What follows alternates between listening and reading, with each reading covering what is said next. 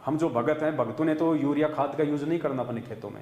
भगत ने फसलों में कोई दवाई नहीं छिड़कनी, कोई केमिकल नहीं छिड़कना, कोई पेस्टिसाइड, कोई कीटनाशक नहीं छिड़कना। भगवान पे विश्वास रखेंगे, मालिक की ज्योति या पाठ का संकल्प करके यदि हम अपनी खेती करेंगे, अपने खेत में जो है बीज की जो है मतलब बुआई करेंगे। पुण्यात्माओं, परमात्मा धरती पे है। आज से पहले हम क्या किया करते थे? ये तो अभी आके सारा काम बिगड़ा है। लोगों ने खेती बाड़ी को भी अपना व्यापार बना लिया, वरना पहले के लोग केवल अपने घर के लिए ही अनाज पैदा किया करते थे, बेचने के लिए नहीं किया करते थे। आज तो लोगों ने दूध दही को भी बेचने के लिए अपना व्यापार बना लिया। अनाज भी लोग अपनी आवश्यकता से ज़्यादा उत्पन्न करते हैं, मतलब धंधे के रूप में ले लिया। अब ज़्यादा से ज़्यादा अनाज पैदा करने के लिए क्या करते हैं? यूरिया ज़्यादा से ज़्यादा ठोकते हैं, कीटनाशक पेस्टिसाइड्स ज़्यादा से ज़्यादा देते हैं फसलों में। दास ने देखा तो नहीं, लेकिन सुनने में आता है रात को घिया होती है इतनी सी, उसमें फिर इंजेक्शन लगा देते हैं, रात को सुबह वो 1.5 फुट की हो जाती है। अब बताओ पुण्यात्मा, वो जहर हम खा रहे हैं, साग सब्जियों में भी मिलावट हो गई, हर चीज़ में। दास ने एक दिन देखा था, ये जो पालक आता है, ये जो धनिया आता है, ये जो पुदीना है, ये बिल्कुल बिल्कुल मुरझाया हुआ था, बिल्कुल बेबस मुरझाया हुआ, मरा हुआ। और उन्होंने एक बाल्टी में पानी लिया, उसमें कोई केमिकल डाला हरा हरा, और उसमें उस धनिया की गड्डी को, उस पुदीने की गड्डी को उसमें डाला, सिर्फ मुश्किल से 4 या 5 सेकंड के लिए। उसके बाद उसको यूं फड़फड़ाया, वो बिल्कुल हरा हरा हो गया, बिल्कुल उसकी पत्तियां यूं हो गई, बिल्कुल टाइट हो गई सोल्जर की तरह। अब बताओ, वो केमिकल हम खा रहे हैं, बासा सड़ा हुआ भूसा हुआ केमिकल युक्त हम खा रहे हैं।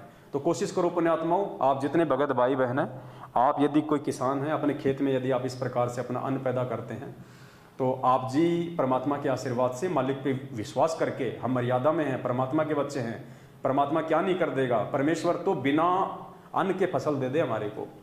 एक सत्संग में यहाँ तक कह दिया भगवान ने कि तुम्हारे घर में दो दाने नहीं होंगे, 2 दाने, सुबह तुम्हारी रसोई में अनाज का मटका भरा हुआ मिलेगा। बताओ कहाँ खेती बाड़ी, कहाँ हमने सब्जी उगाई, कहाँ हमने बीज डाला।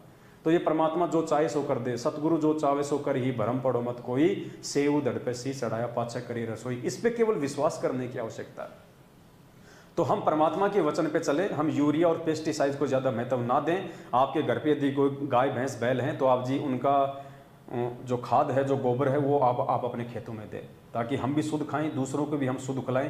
क्योंकि हमें क्या कहा परमात्मा ने कि भगत को मिलावट नहीं करनी है। अब हमने समझ लिया कि मिलावट का मतलब है, यदि हम कोई पानी का काम करते हैं तो पानी में मिलावट मत करो।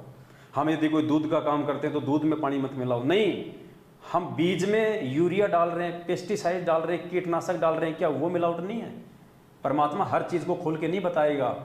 कुछ चीज़ें फिर हमने साथ संगति से, अपनी बुद्धि विवेक से समझनी पड़ेंगी। आप उस अनाज में आप जो मिलावट कर रहे हो, वो जहरीला पदार्थ डाल रहे हो, आप उसमें खुद भी जहर खा रहे हो, अपने दूसरे भाई बहनों को भी, जगत वालों को आप जहर खिला रहे हो, रिश्तेदारों को जहर खिला रहे हो। फिर कल को वो जहर हमारे शरीर में जाएगा, 20 प्रकार के हमारे को रोग होंगे। वही फसल जो है वो भैंस खाएगी, भैंस दूध देगी, वो दूध कौन सा फिर वो शुद्ध होगा? तो पूरे संसार में इस प्रकार से जहर फैला हुआ है। तो परमेश्वर ने कहा कि हम भक्तों ने धीरे धीरे उन चीज़ों से पीछे हटना है। अब हमने उन चीज़ों को उसी प्रकार से धीरे धीरे ठीक करना, जैसे लोगों ने अपने स्वार्थ के लिए और काल प्रेरणा के चलते अज्ञानता में उन चीज़ों को उन्होंने बिगाड़ा है।